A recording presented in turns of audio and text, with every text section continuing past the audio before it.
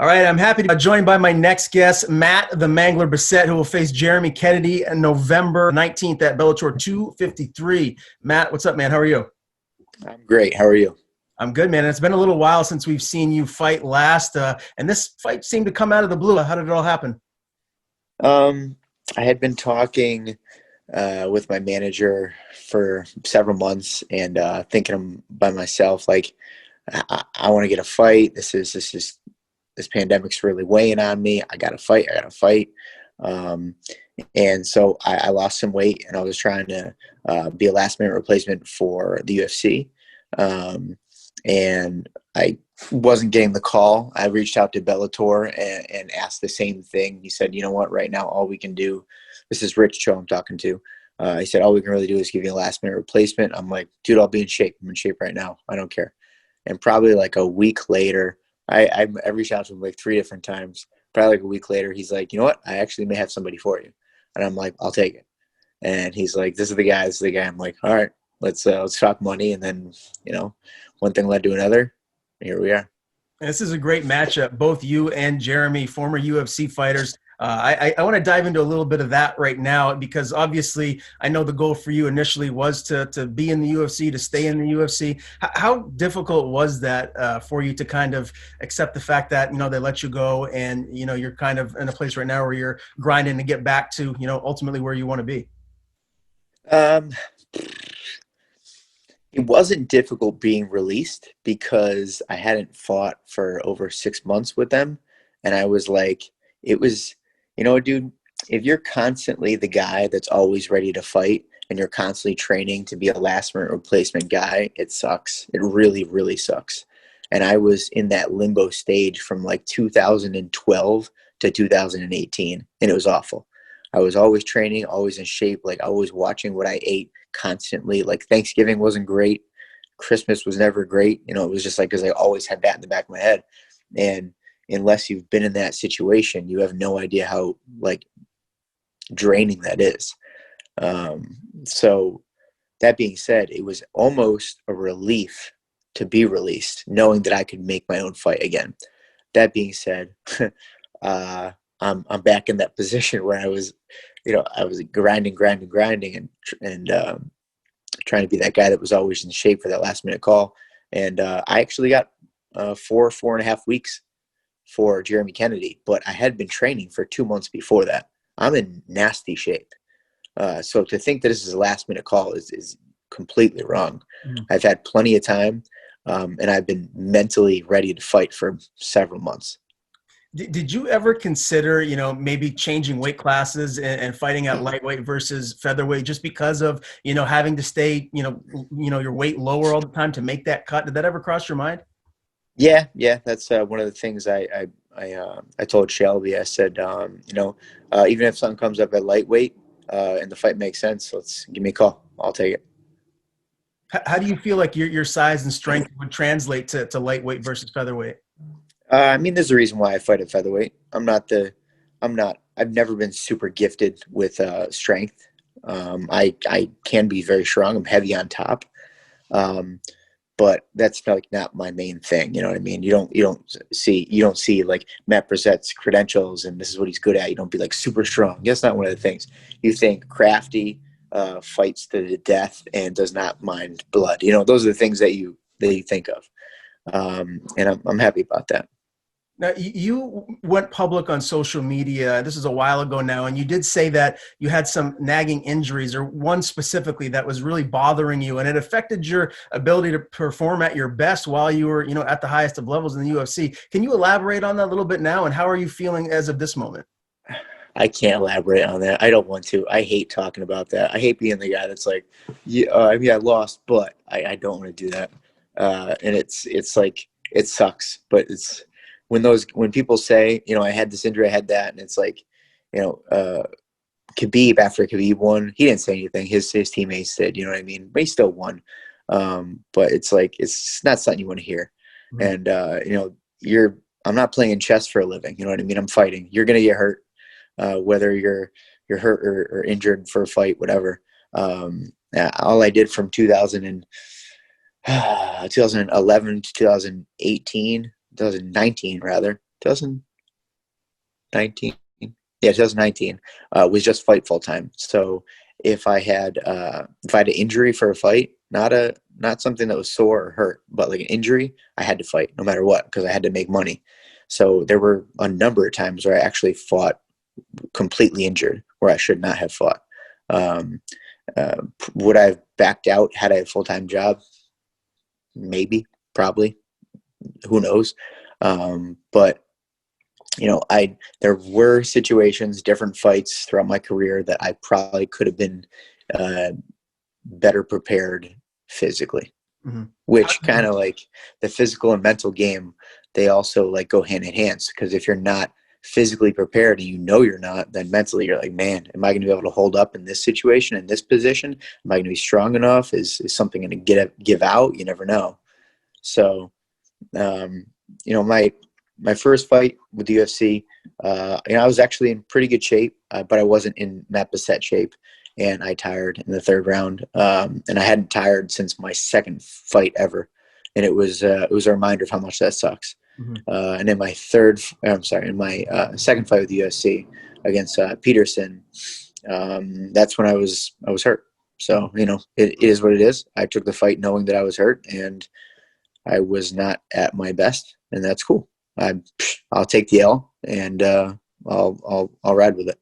How good do you feel today? Like right now, how healthy would you say your body is? Let's go. That's all I gotta say, man. I'm in great shape. Mentally, I am a murderer right now. I'm having to stop myself constantly from doing violent shit, and I love it. I need this in 2 weeks. I need this mentality in 2 weeks. I'm going to come at this man's throat. That's very exciting. And again, this is a really interesting matchup. Now, since your release from the UFC, Matt, you've strung together 2 straight wins. Your most recent one was at CES 60, round 3 TKO over Charles Cheeks. How pleased were you with your performance? I know getting a finish is always ideal. Were you happy to log as much time as you did, or are you disappointed you didn't get him out there even sooner? No, I'm happy. When I watch people how they fight, you could go out there and be like, oh, I want to knock out in 30 seconds. I want a quick submission. Or, it's the other guy doesn't want that to happen to him, so he's going to be smart about it. And if you're fighting a guy that, like Cheeks, is more of the grappler type, he's more of the decision guy, get you down, submit you, or ground and pound. If he's that type of guy, then it tends to be a little bit more of like a battle of attrition at times. So I knew it wasn't going to be a first round. I didn't know, but I didn't think it was going to be a first round. I actually guessed it was probably going to be a third round finish. And I was right. The guy hangs around. He's tough. He's durable. And I really did think I was going to get the finish, probably a knockout. I saw it, the opening, and I just kind of pushed the envelope over and over and over. And then I created my opening even bigger, and I took it. Yeah, and again, as I said earlier, 2 wins in a row now. Now, this is a really intriguing matchup here. Jeremy Kennedy, he's 15-2. He's got 7 finishes.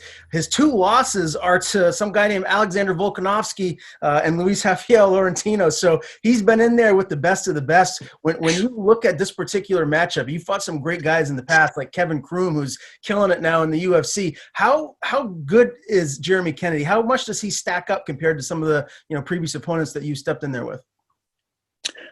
He's very smart. He's a younger kid. I should say younger. He's like 27, 28.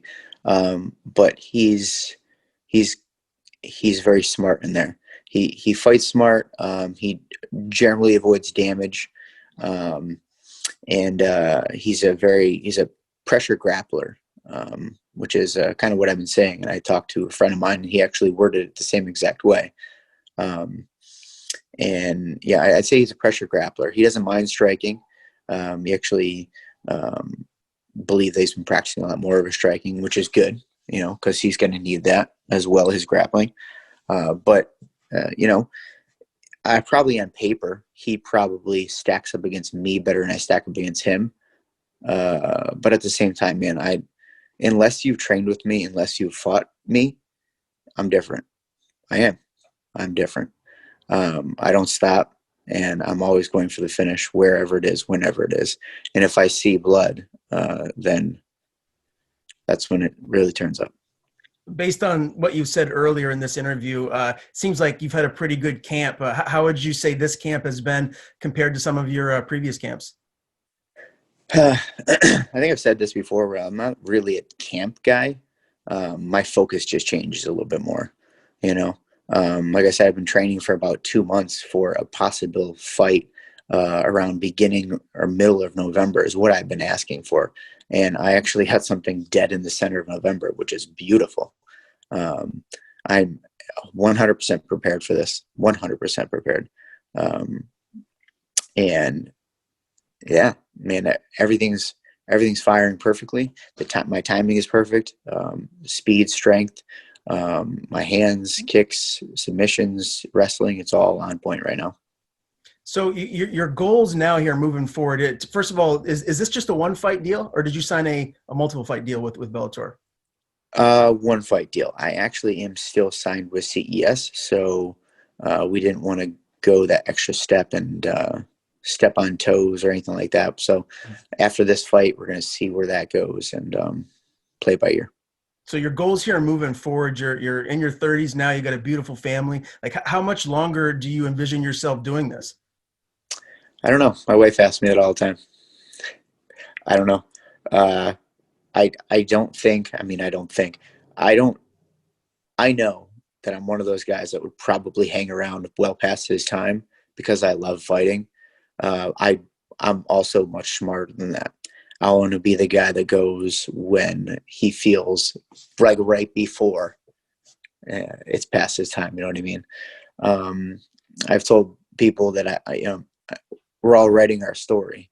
I want my story to have a good ending. I don't want it to be, the pinnacle, like chapter 5, and then like the downfall 6, 7, 8, 9. You know what I mean? So I don't know when that's going to be, but I do know I'm having a blast right now, and I cannot wait for this next test in Jeremy Kennedy.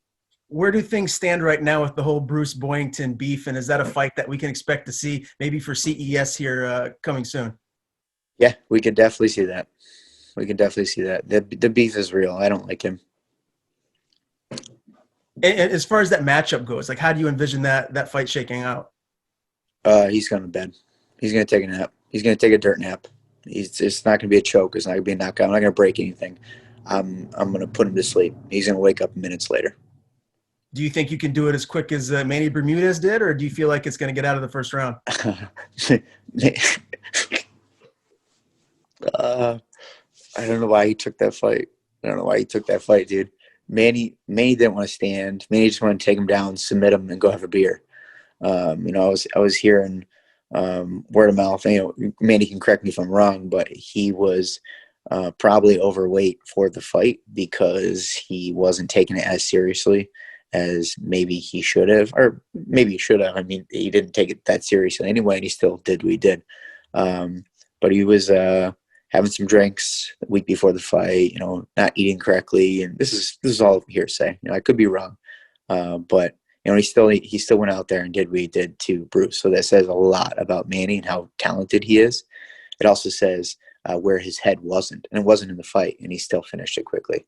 Yeah. So I don't know. The focus is obviously Jeremy. I still don't like Bruce, but one fight at a time right now. And that fight in particular, the Bruce Boynton fight, I don't want to fight him without a crowd. I think that fight is made for a crowd. I want it to be hostile. I want it to be loud. I want it to be crazy. I want it to be loud for the both of us. And, right now sucks. So we're going to have to wait a little while, I think. Yeah, no, that makes sense. And will it have to be at CES? Because I know he wanted it to be for NEF. Is that where it will basically have to be down there in your home turf of Rhode Island? It's not really my home turf. The only reason I was saying that it should be is because I was a champion. I went to UFC. He became the CES champion. I wanted to fight him. He left the promotion, and that's where we met, right? For me to go to a promotion that I've never fought before, that constantly tries to get Bruce on the card, is now trying to get me to fight for them. knowing full well that the crowds that show up at CES are not near the crowds that show up at NEF. It just doesn't make sense to have that fight out in Maine. So I don't care if it's for CES or Cage Titans or Bellator or anything. But if it's for CES, then it's definitely going to be for my title. And I'm going to take that back home. Well, I know the fans here in New England would love to see that. Hopefully 2021, we will get to see that fight. Now, you mentioned that you wanted that fight to be in front of fans. This fight won't be in front of fans. It will be at the Mohegan Sun Arena, but it will be, on CBS Sports Network. So everyone will be watching across the whole country and the world. Are you disappointed that this fight is in front of fans? Like how does that, make you feel getting ready to step in there with a high level guy where you're not going to get that energy from the crowd? I like having fun. I like the show, and I feel like in between rounds, before the fight, sometimes during the fight, you feel the crowd, and you can be a part of the show and like really hype it up and stuff. But when you're actually in the fight, nothing else is around you besides your target and you. So I guess short answer is I'm going to miss the crowd big time beforehand, especially my walkout. But when the bell rings, it's going to be all business, and I can't wait to fight. Yeah. And Mohegan Sun, when do you leave for the venue? The 14th. I got to be at Mohegan before 10 p.m. on the 14th, and the fight is on the 19th. Are they giving you options to have the COVID swab up your nose or down your throat? I know for me, when I was there for media, you had to do it up the nose. Are they giving you options to do that? No, I'm 9 for 9 right now. I've done 9 COVID tests with work and by myself, and just to make sure, because I own the business, I got the family, I got a little girl. So I'm making sure that I'm, clear of that. I'm always around people. So I've done 9 tests. I'm 9 for 9 with the negative. And I think Bellator is going to send one in the mail like a week or so, or maybe like 2 weeks before the fight. And then when you get there on the 14th, they test you again, and then you quarantine for 2 days. And then after weigh-ins or at weigh-ins, you test again. So they'll test 3 times within like 2 weeks time. So that'll be 10, 11, and 12. Yeah. Well, hopefully those will all come back negative and you'll be good to go. And you're clearly a proud dad, Matt. Everything you post on social media, it really is awesome to see. Do you and your wife, do you feel a little bit more hesitant to kind of bring your kids out into the community right now with everything that's going on? Like, are you trying to stay home as much as possible? Just run me through that as a parent. I think at first it was tough. At first it was like, don't bring around anybody, but it's like, I think everybody has gotten accustomed to the idea that we should just keep our distance for a bit. We can still be around each other, but we wear a mask if you feel like, and if you're outside, if you feel like it. But it's a touchy subject. Some people want to stay home. Some people always want to be out. Somebody wants to always wear a mask. And then you got the opposite people that are just like, I'm never wearing a mask. But as long as you're mindful of your own safety, I don't think COVID is any crazier than any kind of other cold. So just wash your hands. Don't be coughed on by anybody. Be mindful of germs, and that's it. I work in a correctional facility too, and that's like the most disgusting place that you can think of. Like, it's gross, man. And you're always washing your hands, always trying to be mindful of things. But and there's always like I work at the facility that is probably the hotbed for COVID in the state, and I actually work in a unit where many of them are quarantined and brought in there because they have COVID, or their cellie had COVID, or they're suspected of having COVID, or they were tested for COVID. So I'm around these guys every single day, not just normal people, but like people that have or could have COVID every day. And I'm walking by them. I have to talk to them. I have to stand by them while they get medication or this and that. So I'm always with them. Wear a mask, keep your distance. Yeah. It works. Yeah, well said. Now, this matchup again is going down November the 19th. Anyone out there that wants to watch it can catch it on CBS Sports Network. Tell me, Matt, how do you envision this fight ending, and how are you going to get your hand raised? I don't know. I don't know. I'm gonna stay mobile, go out there, and use my cardio to my advantage. I'm gonna find my opening. I have 8 finishes by knockout, 8 finished by submission, and 8 decisions. I'm pretty damn well rounded. I'm as well rounded as it comes. So if you think you're gonna outstrike me, probably not. If you think you're gonna outgrapple me, probably not. I have an answer there too. So it's just go out there, feel out the fight. Everybody's different. Every puzzle is different, and you really never know what the puzzle is going to look like until you're actually in there. So I'm going to go out there. I'm going to hit hard. I'm going to hit fast. I'm going to wrestle hard, be explosive, and just be smart. Well, again, I'm looking forward to this fight very much. I always appreciate you taking the time to join me, Matt. Again, Matt Bessette, Jeremy Kennedy, November 19th, Bellator 253. And I know you have a ton of support. So anyone you want to thank, any sponsors you have, the floor is yours, my friend. Yeah, man. So my shorts are going to come out hopefully. So I asked for them by the 12th. So hopefully by the 12th, you get to check out my shorts. You guys know how I'm always like bright pink shorts and like 10-0 with pink shorts on, and that's pretty awesome statistic. Here comes 11, right? But the sponsors on them have shown a lot of support for me, and I'm going to reveal them the day that I get my shorts, and I think they're going to get a lot of good attention from that. As far as the banner goes, it's a lot of times it's the same guys. They're on board, and I'm extremely thankful for the support over the years. And it's almost like a lot of times I don't even have to ask these people. They're just like, absolutely, absolutely, I'm on board. You already know.